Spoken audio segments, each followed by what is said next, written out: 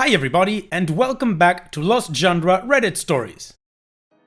This post is from the subreddit Relationships, and it's by user Throwaway Mein Gott. I, 23 male, think my significant other, 22 female, cheated on me with her boss, 50s male, last night. We've been together for just over a year and a half. Basically, I have reason to believe that my significant other cheated on me last night at a company event with her boss. This event had been planned for a couple of weeks, and she was very excited to pick out something sexy to wear to a company event. As far as I understood, everyone else in the company would be attending as well. She left for the event after work last night, and the last time I received a text was a couple of hours before it supposedly started.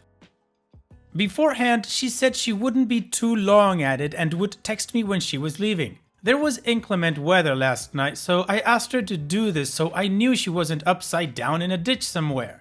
Well, several hours go by and no word from her. At this point, I am a little worried. I texted her sister, who also happens to be a close associate of my significant other's boss, and asked if she heard from my significant other at all during or before the party. She said her boss said that the party was cancelled because of the weather. I know he was going out to dinner with someone though. This is when my heart sank. I got nervous and decided to open up her email and see if maybe she made any other plans around this time. The first email that popped up was from her boss forwarding her the reservation details for their Christmas party. Specifically, they were meeting up at a couple of bars in a city an hour away and then heading to a very expensive restaurant for a very private evening. At that point, I knew something was up, but reasonably, there was nothing I could do about it, so I went to sleep. She got in around 1:30 in the morning, stumbling around in the dark, so I know she got drunk or did drugs with this guy. I woke up this morning and in the bathroom were her clothes from last night. I'm not proud of this, but I checked her pockets and found nothing. But I noticed that her panties were bunched up under all of the other clothing, and when I picked them up, they reeked of sweat and sex. They also had, for lack of a less blatant term, sexual residue on them and obvious sperm stains. So yeah, that's where we're at now. I never got the suspicion that she was unhappy in any way, and she never constantly complained about her work, so I thought everything was kosher. What do I do now, Reddit? Well, OP, from what you tell us, it does sound like she was up to something with her boss that wasn't a nice thing. Maybe it was fun for her, but it wasn't nice to do to you. I think she was cheating. So what do you do now? Well, in my case, I would say you end the relationship. I mean, unless you want to work on it, but honestly, I don't think how you could. This is my personal opinion. I don't agree with cheating, and this is a deal breaker for me. You step out of the relationship, you are absolutely out of the relationship. I don't think you need to confront her or make a big deal out of it, just tell her to get her stuff and leave. That's it. There's no point in letting the cheater gaslight you or try to turn the story or try to make you the bad guy as to why they cheated. That's usually what they do, so just skip that whole part and be done with it. Move on, OP. So what do you guys think about this situation? What would you do if you were in OP's shoes and found all of that evidence? Let me know in the comment section, and now let's move on to the community comments to see what they said. Acer Foon says, you confront her with your evidence and tell her that you know what's up. Then you continue to explain that this doesn't work out and you break up with her. Killer Kitty says, what you saw in her panties could have easily been normal self-cleaning functions from the body. It's also normal for this to vary over the month and her life, so it means very little if you've never noticed it on her panties before. The smell could also be explained by this, and or maybe she was dancing or just from wearing them all day and evening. Don't get me wrong, it sounds like you have good reason to suspect she cheated, with lying about the work event, the emails you found, etc. The panties aren't further evidence though. Valhalla Ra says, you wake her up, panties in hand, and don't say anything. Just silence and the look on your face and let her talk. Then you do whatever you want with the relationship. But honestly now, she ended it last night. The key is to remain utterly silent. Makes people spill their guts. Edit. If she admits it was her boss, call HR at the company she works for and give them hell about the boss effing your girlfriend. If nothing else, it should make life interesting at work for both of them. If he is married, get in contact with his wife and let her know.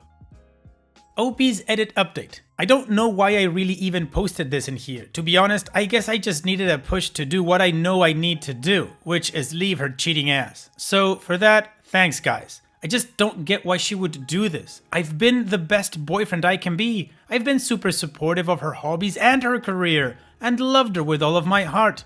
The good news is, she isn't on the lease and I don't pay for any of her bills, but her crap is everywhere in our apartment, so her packing up will take a while. I will not be helping her with this.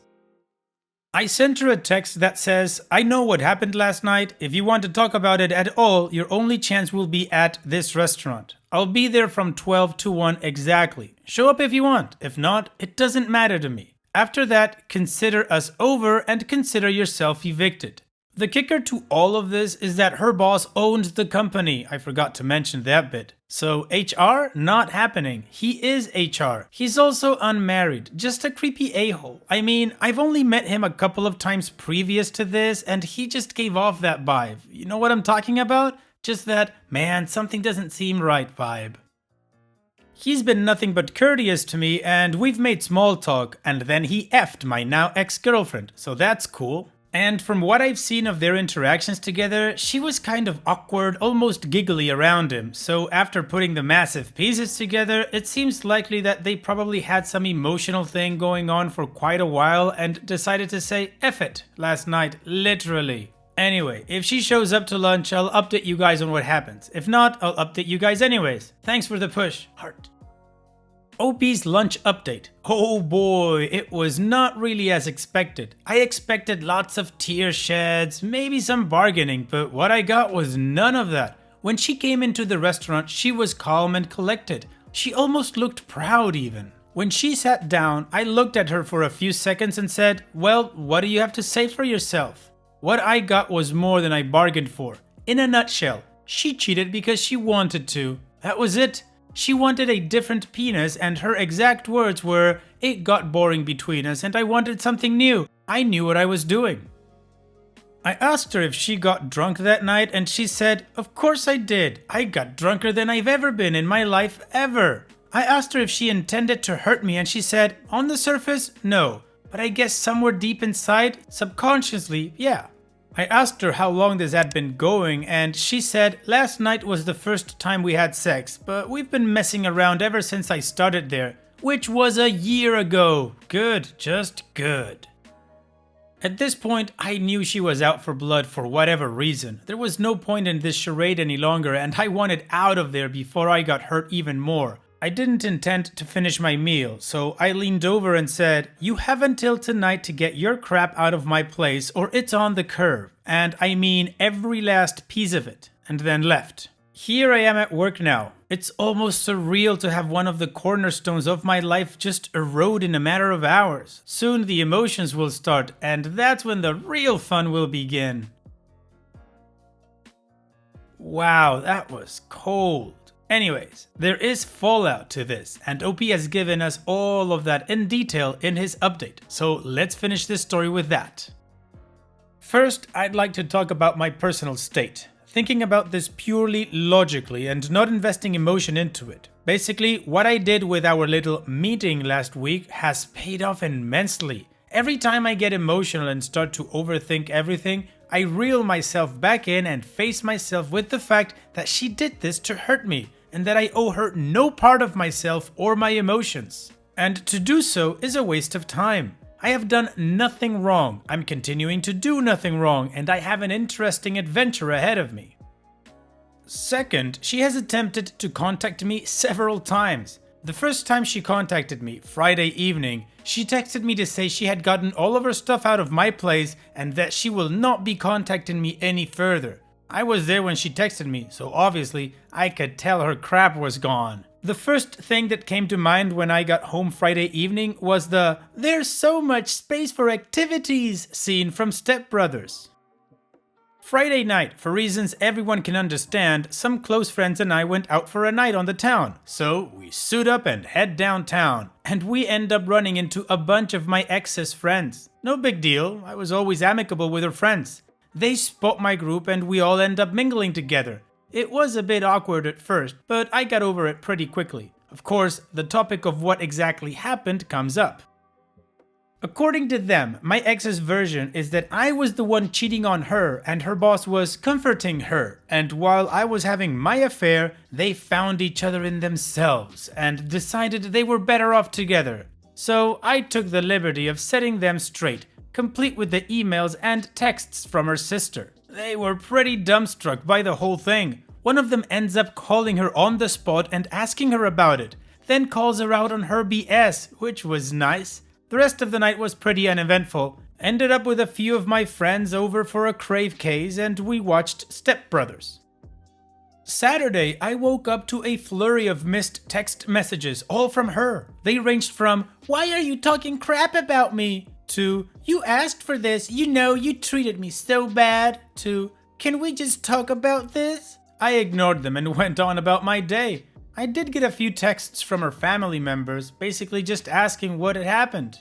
And it turns out they were told the same story her friends were. I responded to most. I figured they'd find out eventually. There were no hard feelings from any of them. Her mom did call me to apologize for her daughter's actions, which was nice. I hung out with my family for most of the day and told them while I was visiting. Everyone really liked her, so most were visibly upset.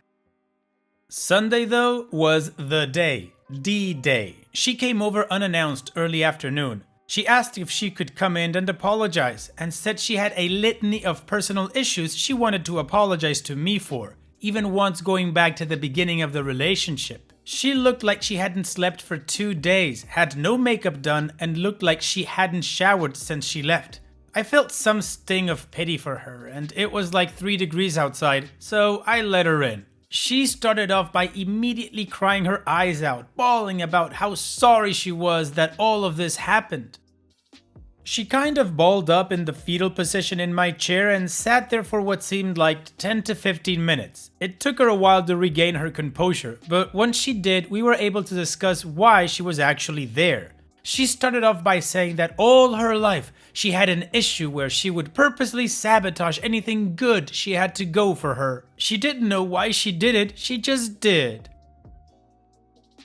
She also admitted she had paranoia and trust issues. I never got the hint that she had any of this, nor did she tell me in our whole 1.5 years together. She said that she felt our relationship was too good to be true and that she had to make it feel more real. Yeah. She asked me how I was holding up. I wasn't going to lie, so I said it to her straight. I was doing great. I was incredibly optimistic about the situation and I was excited about what life had in store for me next. She didn't take to this well and started to cry. I asked her why she cared and she let it all out here. She let me know that her sister kicked her out once she discovered what happened. Her parents wouldn't let her stay with them, and by the time her friends found out, they weren't willing to host her either. Then she went to her boss. I didn't peel into the details too much, but from what she said, he told her that he was only interested in her when she was in her prime, and that her being in this mess made him get turned off by her and he wanted nothing to do with her. So basically everyone in her life dumped her in a matter of 2 days. This explained why she looked like total crap. She had nowhere to go, no clean clothes and no shower. Then she mustered up whatever gall she had left and said these words to me. "Would it be alright if I stayed with you for a few days, just to get back on my feet? I won't be in the way, I promise." I was floored, effing floored. I didn't know how to react. Something so ridiculous happened literally right in front of me. I was nearly speechless. I sat there for a few seconds and told her no. She started tearing up again and said, "F you." Then she got up and left. So yeah, that was my weekend. How was yours? Wow, the universe did not wait a minute to give her back what she put out there. Can't say I'm sorry for her at all, well deserved. And good for you, OP, you seem to be in a much better position than you were when you found out about this whole mess. So at this point, I'm just gonna say all the best in the future, OP. Thank you for sharing and take care. Now, let's move on to the next post. This post is from the subreddit, well, I'll let you guess. From the user Practical Dad Advice. Malicious compliance to malicious compliance. I run a repair shop where I employ a bunch of local kids, ages 16 plus, to learn skills and make some money while we generally sit around and talk about the world while we fix things. We had a client come in with a busted electronic. We fixed it up for her and gave her a decent discount on the work. Her final bill for parts and 4 hours of labor was $100 even, discounted down from $220. She didn't like the bill. She didn't like the work. She claimed that we'd broken something else. She claimed that the kid who did the work didn't know what she was doing. She did, and I had supervised her. And that the kid who helped her in the front room was rude to her. He wasn't, but she didn't like the little pride flag Penny was wearing. She demanded to see the manager, so I popped out. Listened to her tear into my kids, validated how she was feeling, but pointed out that the work she had asked for was done correctly, and her bill was due on pickup of the piece.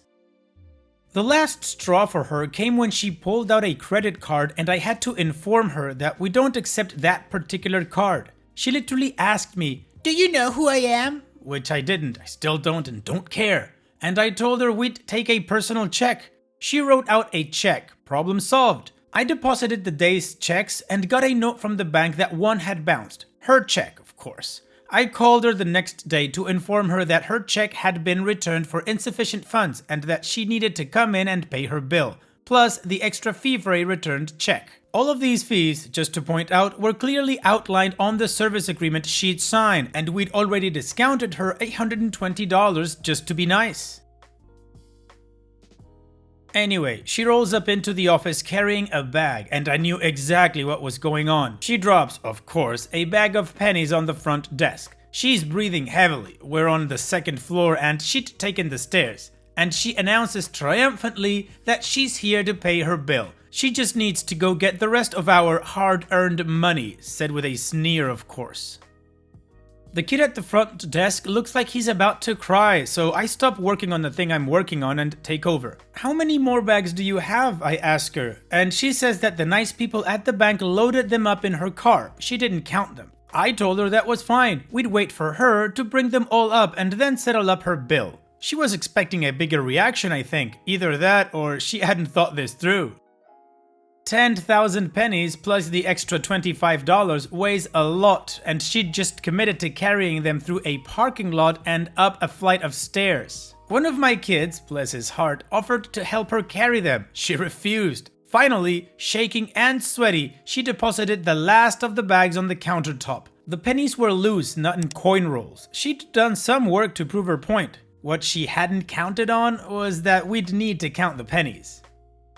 While the other kids took care of other clients and fixed things in the back, the front desk guy and I counted up the pennies. She started to realize that this was going to take a while and tried to leave. I told her that she couldn't leave until we'd sign off on her bill, since at this point she was in violation of her service agreement and had passed a bad check. We couldn't take her word for it, and I would inform the local constabulary if she left without paying. I was kinda talking out of my ass, but she'd managed to take me off a little. The other clients in the shop came and went, and we counted. Phone calls came in and were handled by my kids, and we counted. She sat down in a chair, folding still, not super comfortable, stood up again, walked around the office, and we counted.